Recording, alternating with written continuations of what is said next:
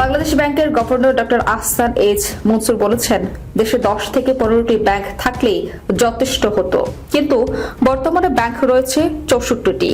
অতিরিক্ত ব্যাংকের কারণে প্রশাসনিক জটিলতা ও ব্যয় বেড়েছে। ব্যাংকের সংখ্যা কমলে ব্যয় কমবে এবং লভ্যাংশ বাড়বে। বুধবার সকাল 10:30টায় জগন্নাথ বিশ্ববিদ্যালয়ে ব্যাংকিং খাত বর্তমান অবস্থা ও ভবিষ্যৎ চ্যালেঞ্জ শীর্ষক বক্তৃতায় প্রধান অতিথির বক্তব্যে এসব কথা বলেন তিনি।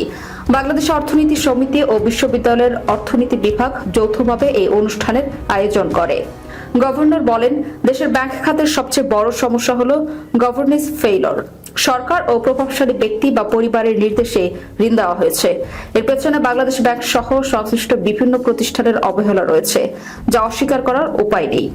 বর্তমানে ব্যাংকের দুরবস্থার কারণ হল ব্যাংকগুলোর মালিকানা ব্যক্তিত্বের নিয়ন্ত্রণে ছিল।